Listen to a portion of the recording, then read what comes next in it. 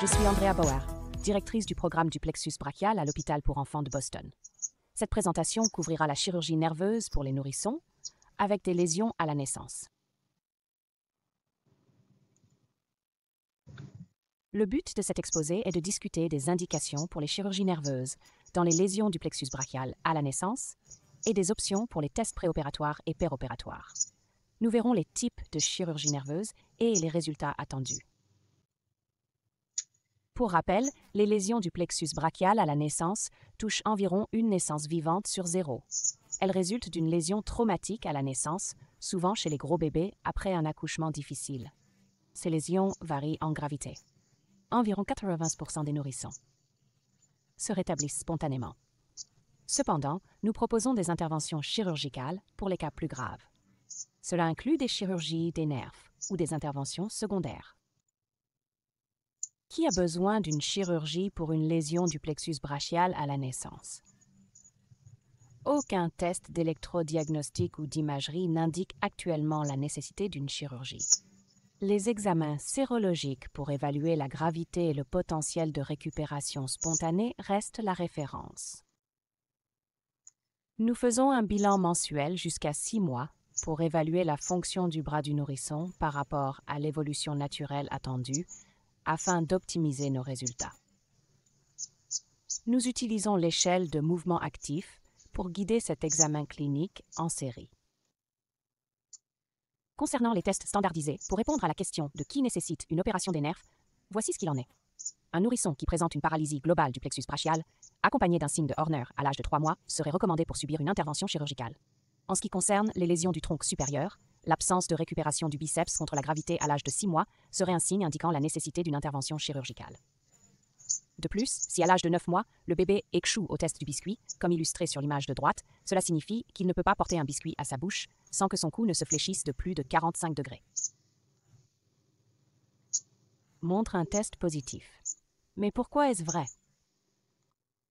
Pourquoi pratiquer la chirurgie nerveuse? Il est crucial de comprendre pourquoi on la réalise avant de décider quand. Elle est indiquée si un groupe musculaire a peu de chances de récupérer spontanément après une blessure et si la fonction perdue ne peut être restaurée autrement.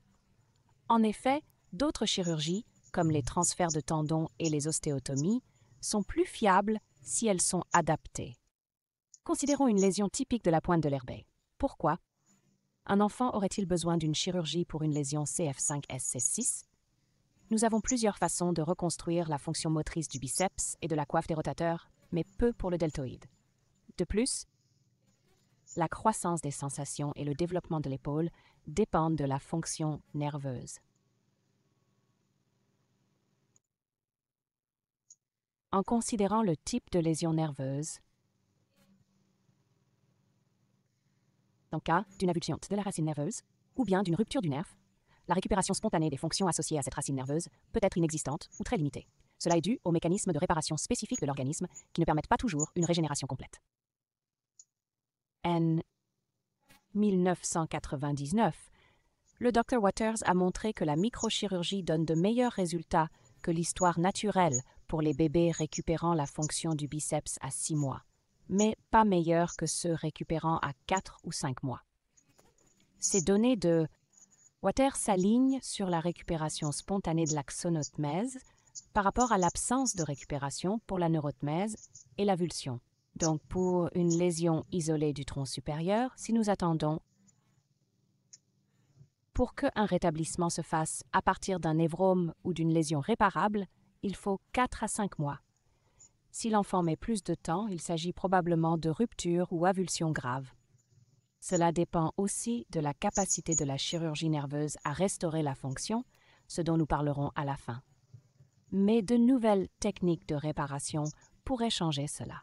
Si les nouvelles chirurgies nerveuses surpassent la récupération spontanée de l'axonotmésis, il faudrait opérer plutôt davantage de patients, mais nous n'y sommes pas encore. Nous avons parlé de l'examen clinique en série, mais pour déterminer qui doit être opéré, les tests nerveux préopératoires comme l'EMG et les études de coefficient sont utiles. Malheureusement, ces tests sous-estiment la gravité et surestiment la guérison. Les études comparant l'EMG et la conduction nerveuse préopératoire aux résultats péropératoires chez les nourrissons ne concordent pas. De plus, les nourrissons nécessitent sédation et anesthésie pour ces tests, très dépendants de l'opérateur. En 2000, Rodevelt et ses collègues ont mené une étude sur 17 nourrissons et 19 adultes avec une avulsion ou rupture confirmée de l'artère CF5-SC6. Ils ont observé que les nourrissons montraient une activité pathologique limitée et une activité réflexe préservée. Ils ont exploré le rôle du C7 dans l'innervation précoce des lésions du biceps et du deltoïde, pouvant masquer la lésion de C5, C6 chez ces nourrissons. Si on n'utilise pas EMG et les études de conduction nerveuse, qu'en est-il de l'IRM? L'IRM distingue les avulsions des lésions extraparenchymateuses, mais identifier ces lésions va être plus difficile. L'IRM aide à délimiter le niveau d'atteinte, mais elle est inexacte dans 15% des cas. L'IRM est-elle avantageuse par rapport à l'examen physique pour l'indication chirurgicale ou l'évaluation péropératoire? L'étude sur la sieste, terminée récemment, dans plusieurs institutions américaines, a montré qu'une IRM peut prédire une intervention chirurgicale pour la brachycéphalie congénitale. Le protocole dure 6 minutes et demie. Scanner en utilisant des séquences volumétriques qui pourront être formatées plus tard. Le scanner permet à l'enfant de ne pas rester dedans tout le temps. Cela nous permet de réaliser ces scanners sans sédation ni produit de contraste intraveineux. On peut obtenir de très bonnes images avec cette méthode. Ici, sur la coupe axiale, un névrome de CF5 et C6 avec une racine nerveuse C7 intacte est visible. Sur la coupe coronale, même cet orthopédiste peut voir le névrome de C6 en périphérie comparé au côté contralatéral normal. En examinant tous les nourrissons ayant subi l'imagerie pendant la sieste, 65 ont passé l'IRM et ont été suivis plus de 6 mois. 28% répondaient aux critères de chirurgie nerveuse. Le score médian de sieste était de 16 pour le groupe chirurgical et de 7 pour le groupe non chirurgical, avec une différence statistiquement significative. Un score de sieste supérieur à 13 est spécifique à 84% et sensible à 61% pour une chirurgie nerveuse. À l'hôpital pour enfants de Boston, nous faisons des examens cliniques mensuels jusqu'à 6 mois avec l'échelle de mouvement actif. Nous avons aussi commencé à utiliser le protocole IRM de la sieste. Si le bébé ne récupère pas clairement à 6 à 8 semaines, nous faisons une IRM non sédentaire pour détecter des lésions pré- et post-ganglionnaires, mais nous n'avons pas ajouté l'électromyographie ni les études de conduction nerveuse car elles restent trop imprécises. Ainsi, pour savoir si un bébé a besoin d'une chirurgie nerveuse en cas de lésion globale sur le site, nous savons qu'il y aura du travail à faire. Un signe de Horner montre une lésion préganglionnaire, un bras ballant indique une lésion importante, et la chirurgie est envisagée lorsqu'elle est sûre, généralement vers 3 mois dans notre institution. Pour les lésions du tronc supérieur, c'est plus compliqué, donc nous préférons observer et attendre. La chirurgie est envisagée si la récupération spontanée n'est pas visible, souvent vers 6 mois. Nous suivons la récupération et ajustons si un plateau se présente. Maintenant que nous avons choisi d'opérer un nerf, quelle technique chirurgicale choisir? Nous discuterons, mais pas de la névrésie seule, bien que proposée. Nous aborderons la résection, la greffe de névrome et les transferts de nerfs. La résection du neurinome et la greffe sont les principales méthodes chirurgicales du plexus brachial. Chez les bébés, nous choisissons l'ostochogreffe de naturel. Jusqu'à présent, bien que de nombreuses allogreffes soient disponibles, il n'a pas été prouvé qu'elles soient aussi efficaces pour les nerfs sensitifs moteurs mixtes, surtout dans le haut du cou. C'est pourquoi nous n'utilisons pas d'allogreffe au Boston Children's. Cependant, d'autres établissements utilisent la même méthode. En règle générale, nous prélevons un nerf stérile sur les jambes, puis nous le greffons sur la zone lésée dans le cou. Nous employons cette incision supraclaviculaire que vous pouvez observer ici. C'est une incision cosmétique très esthétique et elle offre une exposition étendue du plexus brachial. Les transferts de nerfs, que vous pouvez aussi entendre sous le terme de neuritisation, représentent une autre option. Cela consiste en une coaptation chirurgicale directe d'un nerf donneur fonctionnel vers un nerf receveur qui est non fonctionnel. C'est une alternative relativement récente par rapport aux techniques standards de greffe de nerfs et de transfert de tendons qui peuvent être réalisées à un stade ultérieur. Le transfert d'Oberlein est véritablement le premier transfert de nerf d'AC. Cela implique une dissection intravasculaire du nerf médian ou cubital. On utilise souvent le fascicule FCU du nerf cubital et le fascicule FDS ou pronateur du nerf médian. L'un est ensuite raccordé à la branche motrice du biceps et ou du brachial. Ce transfert de nerf a produit d'excellents résultats, incitant les chirurgiens à explorer d'autres transferts. En observant le nombre d'axones des nerfs décrits ici, on comprend pourquoi le transfert terrestre est efficace. Une seule branche motrice du biceps ou brachial a environ 1800 axones. Ce chiffre est proche de celui d'un fascicule du nerf médian ou ulnaire, expliquant peut-être le succès du transfert d'Overland. Et transfert radial-axillaire est un autre transfert et parfois appelé le transfert SUMSOC. Cette méthode a été popularisée par Sumsok Leichter-Weng Vong, auteur de l'article que je mentionne ici. Il a décrit le triceps long comme donneur, mais de nombreuses modifications ont été faites. Ce transfert n'est pas aussi efficace que celui d'Oberlein. En termes d'axones, la branche antérieure du nerf axillaire en a 4 sur 0, alors que celle du triceps n'en a que 2 sur 0. Nous avons expliqué la méthode antérieure du transfert radial axillaire, très utile si le nerf d'Oberlein est requis. Une simple incision en L dans l'aisselle et le bras médian offre un accès à ces deux transferts.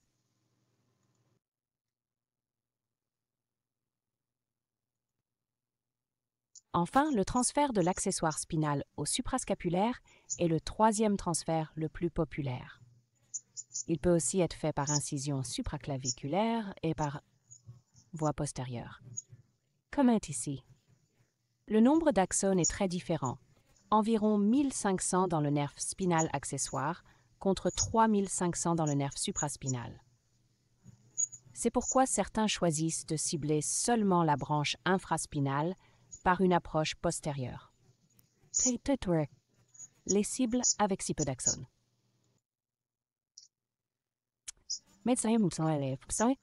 Comment choisir la meilleure opération pour un enfant? C'est notre préparation et drapage préféré pour une large exposition, permettant d'explorer le plexus brachial. Et de faire des greffes à partir des jambes si nécessaire, ainsi que des transferts dans le bras. Nous préférons les tests péropératoires avec stimulation nerveuse directe et PEP. Dans la stimulation nerveuse directe, un stimulus et une impulsion électrique sont appliqués au nerf. Cela induit le flux des axones, génère un potentiel d'action. Puis la dépolarisation entraîne la contraction musculaire. Vous pouvez varier les amplitudes et l'intensité pour chaque amplitude. Nous utilisons cette technique pour confirmer une anatomie normale, identifier un fascicule à transférer lors d'une dissection intravasculaire, localiser le nerf accessoire spinal à transférer ou confirmer l'identité de nerf. Ici, nous stimulons le nerf pour rechercher une branche, montrant la flexion et la pronation du nerf médian. Vous avez la possibilité de voir ici la poitrine de ce nourrisson. Voici une démonstration prouvant l'efficacité de la stimulation du nerf phrénique. Peut-on utiliser la stimulation nerveuse pour décider entre névralgie ou excision d'un névrome? Dans cette étude du groupe Dewart-Clark, 16 patients ont reçu une lyse neurale pour un névrome conducteur en continuité déterminé par stimulation nerveuse directe. 8 patients, suivis plus grands, ont constaté que les améliorations initiales n'étaient pas durables, suggérant que la stimulation nerveuse directe n'est pas idéale pour identifier un névrome conducteur en continuité. S'il faut une greffe ou une névralgie. Et les PEP, alors? Cette vidéo montre le placement des sondes dans la tête du nourrisson afin de pouvoir stimuler le plexus brachial lui-même à la recherche de enregistrements dans le cortex cérébral. Examinant les enregistrements sensoriels. Vous pouvez voir ici le placement des sondes dans la tête et une sonde de contrôle sur le bras contralatéral. Les électrodes sur le cuir chevelu enregistrent des potentiels sous-corticaux. Le stimulus est appliqué à la racine nerveuse via des crochets de rhizotomie ajustés au seuil de réponse motrice. Plusieurs réponses sont recueillies pour calculer la moyenne. Ici, l'équipe dans le coin de la salle d'opération examine ces réponses, cherchant une forme d'onde. Voici le résultat qui a été généré et nous pouvons observer s'il y a des réponses répétées. Comme pour la racine nerveuse 5, alors qu'il n'y a aucune réponse dans la racine nerveuse 6. Ça montre clairement que la racine nerveuse 5 est intacte et que la racine nerveuse 6 est avulsée. Dans cet exemple de cas, les puces aident à différencier l'évulsion de la rupture ou neurotomie, mais ils dépendent de l'expérience du technicien, du placement des crochets par le chirurgien et de l'anesthésique utilisée. Même la température et la pression sanguine comptent. Enfin, en examinant les résultats de la chirurgie nerveuse pour les lésions congénitales dues à la brachyplastie, il reste du travail. Sur 43 nourrissons ayant subi une reconstruction par brachyplastie avec un suivi moyen de 7 ans, montre que bien que 91% aient récupéré une flexion antigravitaire du coude, seuls 67% ont récupéré une abduction antigravitaire de l'épaule, 19% ont récupéré une rotation externe antigravitaire de l'épaule et 37% ont récupéré une extension antigravitaire du poignet. 33 sur 43 patients ont eu des opérations secondaires après leur chirurgie nerveuse pour améliorer les résultats moteurs. En conclusion, la chirurgie nerveuse est recommandée si la récupération échoue et que d'autres chirurgies ne suffisent pas. L'IRM préopératoire est utile et utilisé dans notre institution, mais un examen clinique minutieux reste la référence pour décider de l'indication chirurgicale. Les options de reconstruction incluent greffe et transfert nerveux. La névralgie seule n'est pas conseillée. Dans notre établissement, nous utilisons les potentiels évoqués sensoriels et la stimulation nerveuse directe pour guider ces décisions chirurgicales. Mais les résultats sont souvent limités, nécessitant une seconde intervention. Merci de votre attention.